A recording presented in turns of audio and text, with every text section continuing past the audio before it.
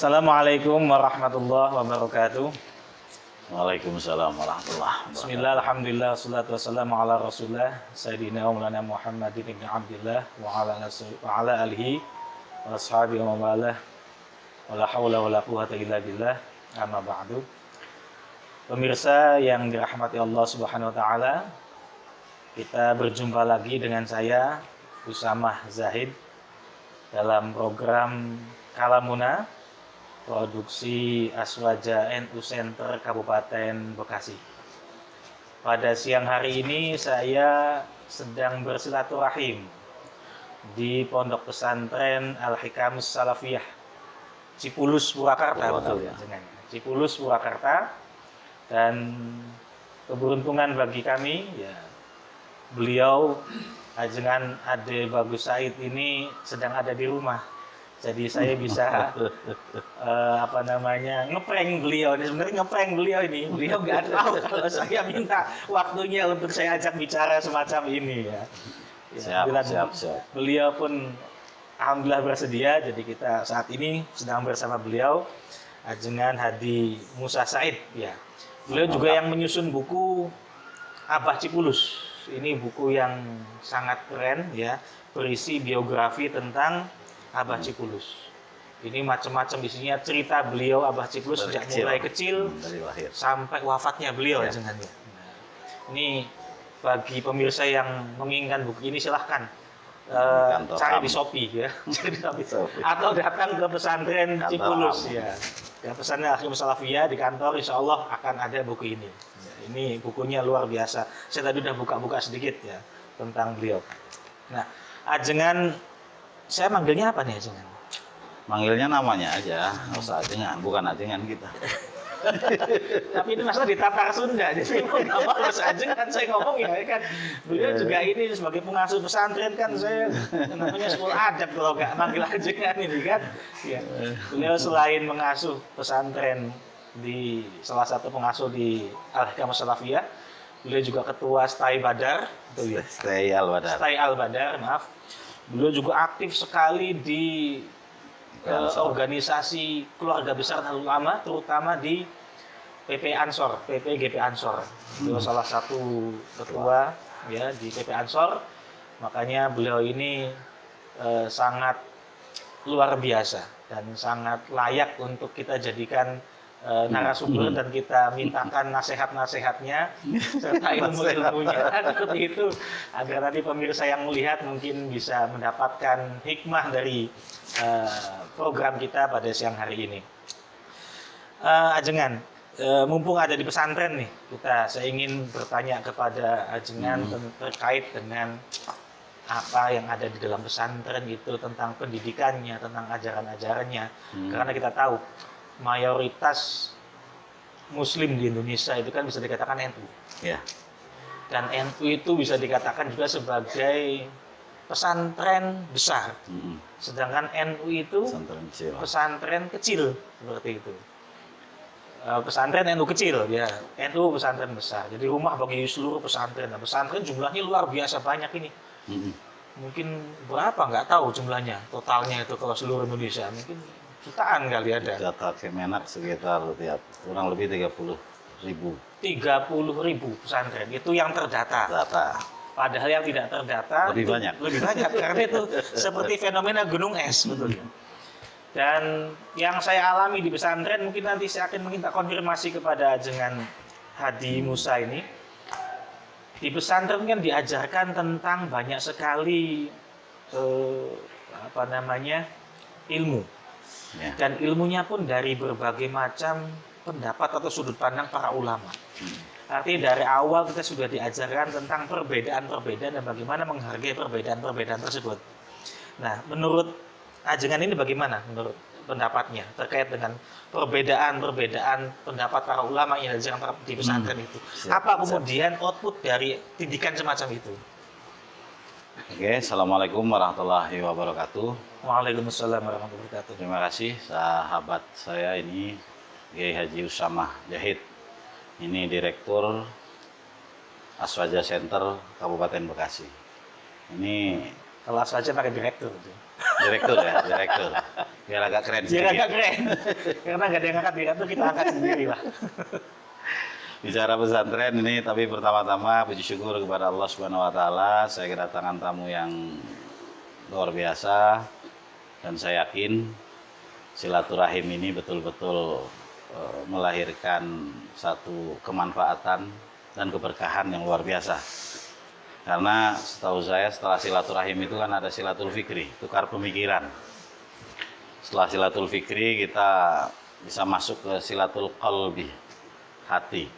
Pertautan hati, inilah sesama sahabat itu kan dimanapun tempat hatinya tetap terikat satu sama lain untuk berdiskusi, sharing terkait dengan perkembangan-perkembangan, apalagi soal pesantren ini yang luar biasa. Nah, nanti di akhir silaturahim biasanya ada silaturrizki, ada insyaallah min haitsu la yahtasib, itu rizki itu selalu ada pada orang-orang yang memang selalu berharap akan nikmat dari Allah Subhanahu wa taala.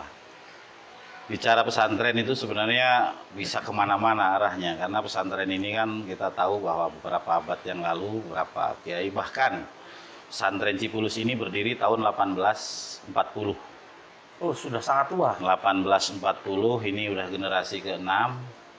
Generasi ke-6 hari ini, ke-6 itu Abah Cipulusnya, yang ke generasi ke kami ini putra-putra beliau, kebetulan istri saya putra beliau yang keempat, itu generasi ke-7. Pesantren selama ini selalu mengajarkan kepada santri-santrinya tentu banyak hal yang diajarkan, tidak sekedar ilmu agama, tidak sekedar kajian-kajian kitab kuning, tapi juga kehidupan yang sehari-hari ya. Santri ini kan begitu keluar dari pesantren dia harus siap jadi apa saja. Betul. Tidak hanya jadi kiai, ajengan, juga siap harus jadi pengusaha, harus jadi ekonom, harus jadi ahli hukum. Karena apalagi kalau bicara visi besar Abah Cipulus itu saya pelajari luar biasa. Saya tidak begitu lama bergaul dengan Abah, mungkin hanya sekitar 8 tahun, tapi dari situ saya juga banyak belajar terkait dengan visi besar yang visioner lah menurut saya, seorang kiai yang multi talent. Dia kalau nanti baca bukunya, dia seorang ahli ekonomi, dia seorang petani, dia seorang kiai, dia seorang dekat dengan siapapun, dengan semua kalangan, bahkan dari mulai presiden sampai tukang sapu lah istilahnya, semuanya bisa dihadapin dengan cara-cara kiai. Nah, itulah keunggulan seorang kiai, seorang ajengan. Dan kita harapkan santri juga Bisa mengikuti. Kiai Usamah, bahwa santri di setiap pesantren saya yakin punya kekhasannya masing-masing ya. Betul. Kalau di Cipulus ini karena mungkin Sunda, ngaji kitab kuningnya pun pakai bahasa Sunda, cara cacarakannya pakai bahasa Sunda, Sebentar saya sholawatnya. potong nih. Oke. Ngaji pakai bahasa Sunda ini kira-kira bisa ngikutin nggak? Nah, ini harus dipelajari juga. Karena setahu saya kan Ya, saya ada orang itu kan di Jombang, di Kediri, ya bahasanya kan, Jawa. Sebenarnya hampir nggak jauh berbeda ya, nggak jauh berbeda memaknai kitab. Misalkan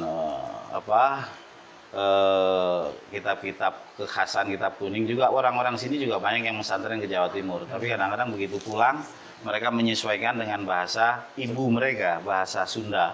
Artinya Abah juga bikin syair-syair yang terkait dengan bahasa Sunda. Banyak yang sekarang ada di YouTube juga, Abah syair Abah Cipulus tentang syairan, tentang dawuh Nabi dan sebagainya. Kekhasan pesantren-pesantren yang mungkin setiap pesantren saya yakin punya kekhasan masing-masing, baik itu di Jawa Timur, Jawa Tengah, Jawa Barat, mungkin luar Jawa.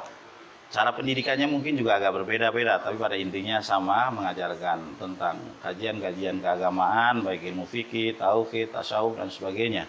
Tentu semua punya cara masing-masing, setiap ajengan, setiap kiai, setiap ustadz. Nah, ini khasanah ini kan harus tetap dilestarikan, tetap harus dibangun dan dikembangkan ke masyarakat. Karena gitu Kang Usamah, saya yakin semua masyarakat di daerahnya masing-masing juga punya kekhasannya masing-masing. Nah, santri ini kan bermacam-macam. Betul. Ada yang dari Karawang, ada yang dari Betawi, ada yang dari Jabodetabek, ada yang Sunda betul. Ada yang dari Jawa juga, di sini kebetulan ada yang dari Sumatera juga ada, 1-2, dari Indonesia Timur juga ada, tapi kebanyakan memang lingkungan Jawa Barat. Dan mereka harus menyesuaikan masuk di sini untuk mengaji dengan kekhasan bahasa Sunda. Ya kita dengerin pelan-pelan, mungkin 2-3 bulan mereka agak kesulitan, tapi selanjutnya mereka akan menikmati keberagaman itu. Itulah yang saya katakan di awal bahwa santri ini mbahnya toleransi. Nggak ngomong toleransi, ngomong moderasi, itu santri sudah khatam lah ya. Iya. Sudah khatam. Mereka itu betul-betul diajarkan dari mulai masuk sekalipun. Karena mereka pun ketika datang beragam dari daerahnya masing-masing, tidak satu daerah Karawang, daerah enggak.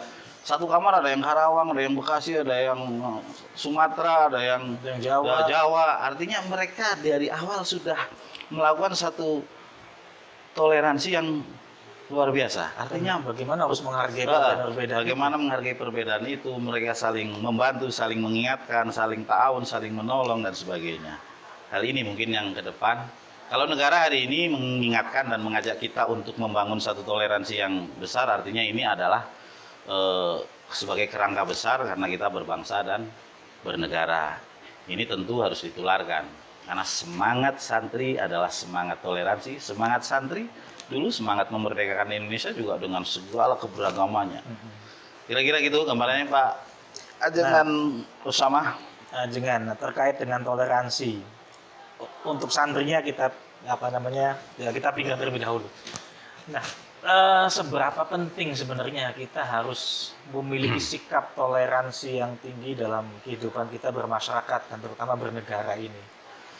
Ya Allah sendiri kan sudah mengajarkan kita, sudah mengingatkan kita bahwa kita diciptakan dengan berbangsa-bangsa. Untuk apa? Untuk saling ta'aruf, untuk saling mengenal, saling menyapa, bukan untuk saling membenci, saling memaki, bukan. Artinya lita'arufu itu kan harus dimaknai bagaimana kita bisa hidup berdampingan dengan yang berbeda, baik berbeda agama, suku, ras, golongan dan sebagainya. Kalau lita'arufu hanya misalkan hanya dimaknai untuk sesama orang Islam, mungkin ya itu terlalu sempit lah ya. Betul. Bahwa Islam rahmatan lil alamin itu kan harus dimaknai begitu luasnya. Orang yang non muslim pun boleh hidup di tengah-tengah masyarakat muslim, asal memang tidak harbi, tidak memusuhi kita. Nabi hijrah dari Makkah ke Madinah datang dengan segala potensi keramahannya. Dia tidak sedikit pun melihat perbedaan itu sebagai potensi konflik, tidak. Artinya mengajak semua kabilah, semua suku, semua ini untuk hayu musyawarah, hayu kita. Bahkan Yahudi pun diajak. Yahudi pun diajak yang jelas-jelas itu mungkin mbah-mbahnya musuhi orang muslim, musuhi nabi-nabinya. Artinya dengan segala keberagaman Nabi datang ke Madinah menciptakan satu kota yang betul-betul bisa menjadi tempat yang damai buat seluruhnya yang ada tinggal di situ. Yang penting kesepakatannya kan tidak melanggar aturan yang disepakati. Betul. Tidak memusuhi, tidak saling memusuhi. Kalau mereka masih bisa menjaga kebersamaan itu, ya dimanapun mereka tinggal, saya yakin daerah itu akan menjadi daerah yang betul-betul damai dan bisa nyaman untuk semuanya. Nah hari ini Indonesia saya pikir harus berkaca kepada itulah. Artinya potret hijrahnya Nabi ke Madinah itu saya pikir pelajaran yang cukup banyak, apalagi untuk Indonesia hari ini. Dan Indonesia hari ini keberagamannya kan luar biasa, dari pulaunya, dari sukunya, dari rasnya, dari golongannya, banyak sekali. Tapi bisa menyatukan kebinekaan dalam Bhinneka Tunggal Ika itu sendiri. Dan sebenarnya pesantren dengan keragaman yang ada di dalamnya sebenarnya bisa menjadi corong untuk menjadi menjadi contoh bahkan bagi masyarakat luas ya, tentang bagaimana sih harus toleran dengan perbedaan-perbedaan tersebut. Ya makanya pemerintah harusnya mengajak, dan hari ini mengajak semua pesantren yang memang punya karakter untuk menjaga negara kesatuan Republik Indonesia secara bersama-sama. Karena hari ini pun muncul ya banyak pesantren yang mohon maaf, artinya pesantren yang baru, tidak punya sejarah, tapi karakternya agak berbeda, terus seringkali menyalahkan yang lainnya. Nah ini juga tidak baik, artinya hal-hal yang seperti ini mungkin kurang pas lah untuk Indonesia. biarkanlah sejarah Indonesia selama ini sudah betul-betul punya ciri khasnya tersendiri, punya kekhasannya sendiri, dan pesantren tidak pernah terganggu dengan hal-hal yang memang ada di masyarakat. Bahkan sudah menyatu ya, menyatu antara pesantren, antara kajian keagamaannya dengan masyarakatnya. Bahkan masyarakat sekitar pesantren hari ini, ya memang mereka juga, kalau contoh di sini punya rutinan, kalau ibu-ibu setiap Selasaan kita punya pengajian majelis ibu-ibu yang kemisan, bapak-bapak punya majelis, itu ribuan. Bahkan ada dari daerah dari Subang, dari Bandung Barat, Cikalong itu pada kesini setiap Kamis pagi habis subuh. Itu sekitar, nah di situ kita juga ada sesepuh pesantren yang menggawangi untuk majelis. Dulu ada Mama Izzuddin, sebelum Abah Cipulus, terus Abah Cipulus sekarang putra beliau yang pertama Kiai Haji Hasbil Azami sebagai sesepuh pesantren yang terus menjadi pengasuh dari majelis untuk masyarakat sekitar. Nah ini saya pikir penting lah ya, penting pesantren diajak oleh pemerintah untuk melakukan sosialisasi, untuk menjadi garda terdepan, karena selama ini tanpa diminta sebenarnya pesantren juga sudah melakukan itu. Tapi alangkah baiknya ini menjadi bagian dari satu program kerjasama yang saya yakin ini akan lebih efektif ke depannya. Saya merasa salah kostum ini. Perut saya jadi kelihatan ini. Nah, Ajengan, sejauh ini yang sudah dilakukan oleh pemerintah dalam konteks bersinergi dengan pesantren untuk menyuarakan pentingnya toleransi ini sudah maksimal belum menurut jenengan? Ya kalau maksimal 100% mungkin masih tetap kurang lah ya, karena atau malah mungkin pesantrennya sendiri sudah lebih maju daripada pemerintah. Ya kalau ngomong toleransi, ngomong keberagaman, ya memang kita harus ngomong NU ya, NU secara kelembagaan, karena di NU lah gudangnya orang toleran, gudangnya orang moderasi dan sebagainya yang memahami kaitan dengan itu. Bukan saya mengecilkan ke yang lain. Artinya memang kita dari awal, dari kecil sudah diajarkan. Bahkan contoh kecil lah, saya lahir di Lampung, di kampung, artinya di lingkungan saya ada Muhammadiyah, ada juga yang mungkin non Muslim 1-2 orang. Tapi orang tua kita pun sudah mengajarkan ya. Kita tetap berbeda, tapi tidak pernah artinya ada konflik ribut-ribut. Bahkan setiap Ramadan, mungkin setiap hari raya, itu kadang-kadang ya kita tetap bertemu saja sebagai masyarakat, sebagai bagian dari masyarakat ya kita menyatu sebagai bagian dari warga negara Republik Indonesia. Cuman kita kan punya keyakinan masing-masing, artinya punya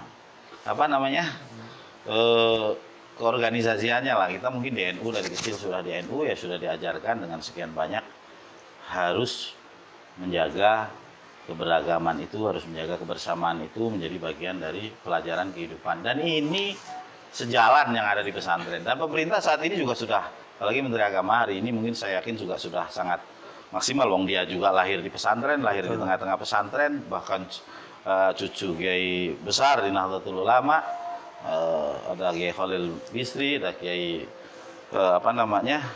kakek buyutnya itu salah satu mungkin pendiri NU, dan saya yakin juga punya pikiran yang sama dengan masyarakat yang ada di Indonesia. Ya, harapan kami mungkin yang di pesantren ya ini terus ditingkatkan kembali kerjasamanya, dan ke depan saya yakin kalau ini tidak dijaga secara bersama-sama, kita tidak tahu anak cucu kita akan seperti apa. Warisan terbaik kita apa sih?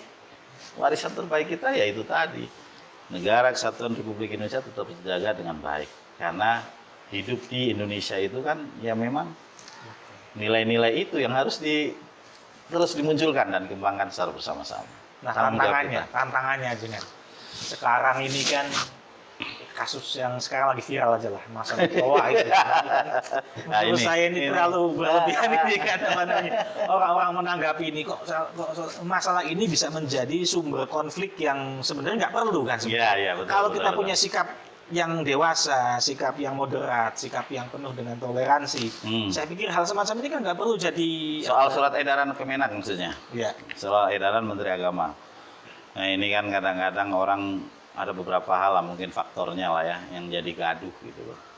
Yang bikin gaduh sebenarnya kan bukan surat edarannya, ini tafsirnya. Tafsirnya, kan? betul. Tafsir masyarakat kelompok orang yang memang ada beberapa kelompok mungkin. Yang kelompok pertama yang jelas dari awal sudah nggak suka, sudah didasari kebencian, ya mau baik kayak apa kebijakan pemerintah ya tetap aja dicari celahnya untuk melakukan satu provokasi, menghasut orang, fitnah, caci maki dan sebagainya. Nah ini kelompok yang paling saya pikir ya kalau bahasanya para kiai mungkin ini khawarij masa kini lah. Khawarij masa kini ini kan munculnya wajahnya berbeda-beda, tidak selalu berbeda dalam ini, tapi ya itu caci maki. Pokoknya kalau mau diskusi dengan kelompok yang model begini kan harus di zero to zero, artinya harus zero dulu, kosongkan dulu. Nah kalau berangkatnya sudah saya yang benar, kamu yang salah, ya nggak mungkin ada titik temu, yang ada titik pisah terus. Nah yang kedua soal kepentingan politik, nah ini juga pasti semua orang punya kepentingan politik lah. Makanya saya tadi katakan bahwa ya inilah, tidak ada dalam politik itu kan tidak ada lawan dan tidak ada kawan abadi, yang ada kepentingan abadi. Semua ketika itu menjadi potensi untuk meraih kepentingannya, ya akhirnya melakukan satu hal yang sama, tidak menyetujui tapi dengan segala cara, dengan saya yakin juga tidak pas lah ya. Kalau dipahami betul surat edaran Menteri Agama itu sebenarnya kan ya nggak ada masalah, ya biasa saja gitu loh, biasa saja. Emang hidup bermasyarakat, hidup bernegara itu kan memang harus ada aturannya. Kecuali hidup kita di hutan sendirian, itu pun ada aturannya tetap kan. Artinya menjaga diri kita dari serangan yang lain, tetap kan kita juga punya aturan kita, aturan masing-masing.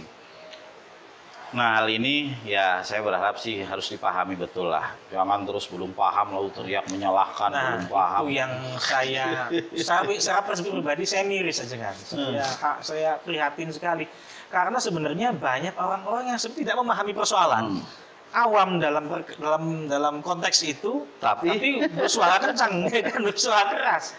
Dan pokoknya, nah ini problem kita. Segala sesuatu yang kalau dibungkus dengan agama sensitifnya luar biasa, dan memang untuk menguasai orang-orang awam pun paling efektif dengan agama.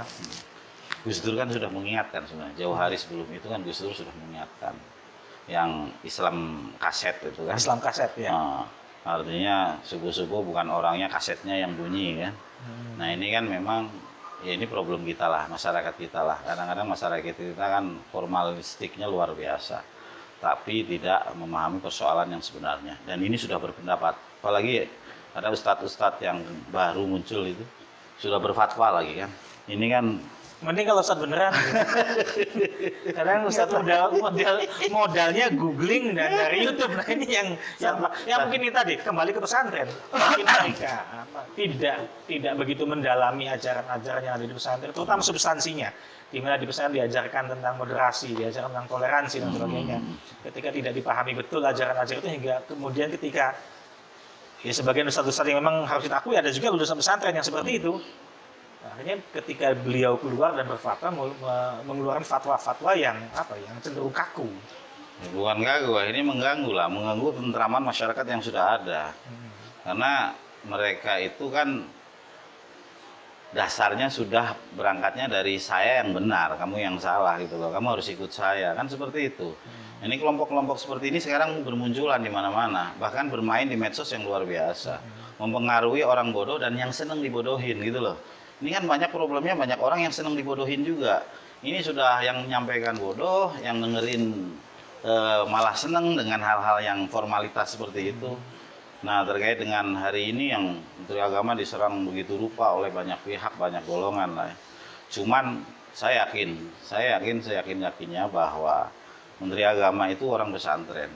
Dia memahami betul karakter masyarakat Indonesia, apalagi yang berbasis pesantren. Nggak ada ceritanya lah Menteri Agama terus akan menghambat proses syiar Islam, syiar agama. Nggak ada. Saya yakin nggak ada. Kalau soal kalimat itu kan misal, di situ kan ada bahasa misalnya. Itu tamsil. Suara itu kan suara yang mengganggu ketentraman masyarakat, itu yang diatur, bukan azannya. Nah ini problemnya kan seolah-olah ini yang nggak sebanding. Ini yang ngomong saya, yang menafsirkan ini kan kadang-kadang pakai tafsir jalan lain, nggak pakai tafsir yang benar itu. Ini jalan lainnya, ini kan jalannya dia sendiri gitu loh.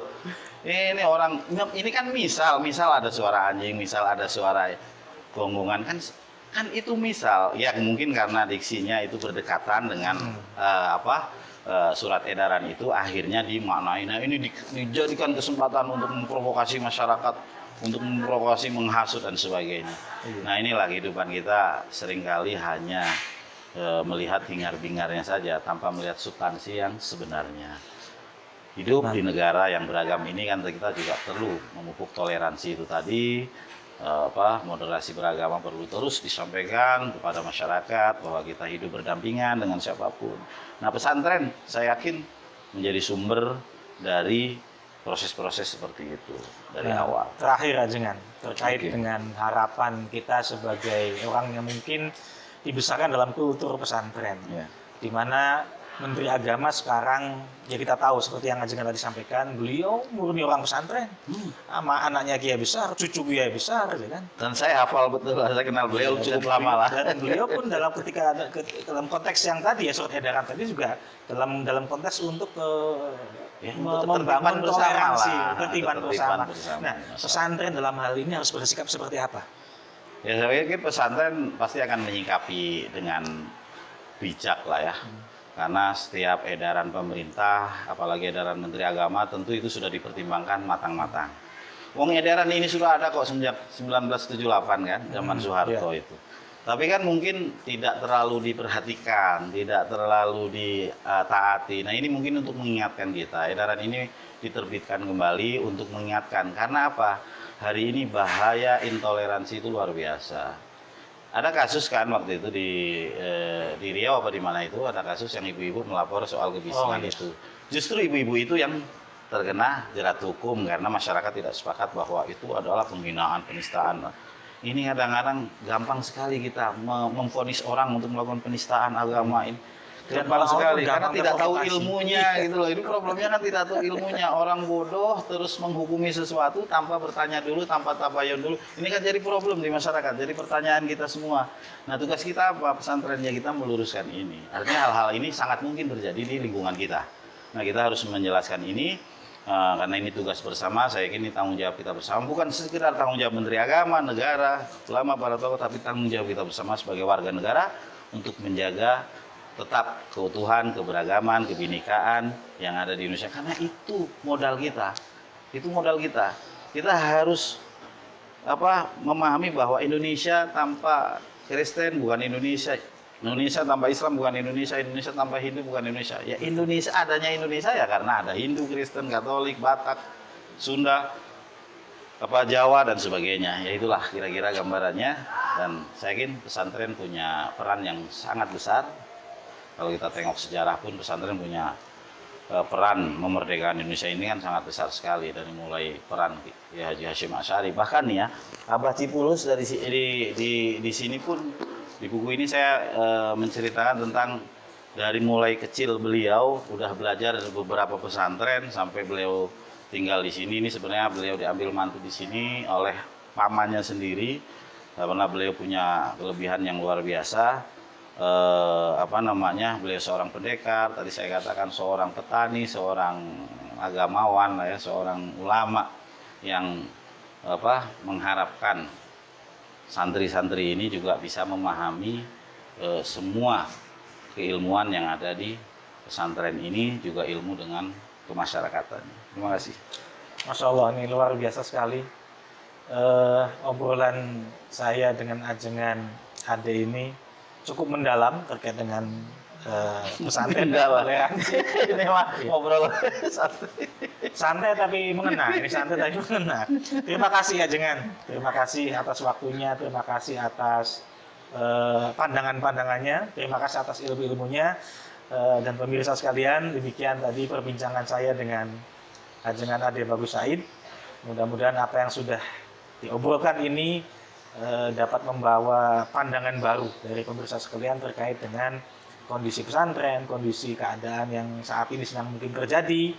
Ya, mudah-mudahan ini bisa membawa pencerahan lah buat kita semua. Mengurangi khususnya- kegaduhan lah minimal. Ini Mudah-mudahan. masyarakat yang Mengurangi diajak kegaduhan. gaduh terus capek sudah. Capek. Pandemik ini belum selesai. Gaduh tambah lagi. Kalau kita bisa hidup tentram, kenapa harus gaduh kan? Iya Kita seperti iya itu. iya iya betul.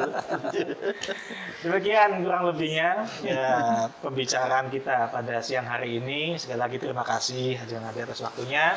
Dan saya bersama Zahid undur diri pamit kepada para pemirsa sekalian. Insya Allah kita akan ketemu lagi. Ini hadiah ya Oh, dari terima kasih. kami untuk ke tim Aswaja Center Iya. Kabupaten Bekasi. Mudah-mudahan bermanfaat. Amin. Terima kasih ya dapat hadiah pula ini. Saya kesini nggak bawa apa-apa pula dikasih hadiah kan. Ini tadi yang disebut silaturahmi rezeki ini. Oke, terima kasih atas waktunya pada pemirsa sekalian. Wallahu muwaffiq ila aqwamit thoriq. Wassalamualaikum warahmatullahi wabarakatuh. Alhamdulillah. Hatur nuhun. Hatur nuhun ajengan.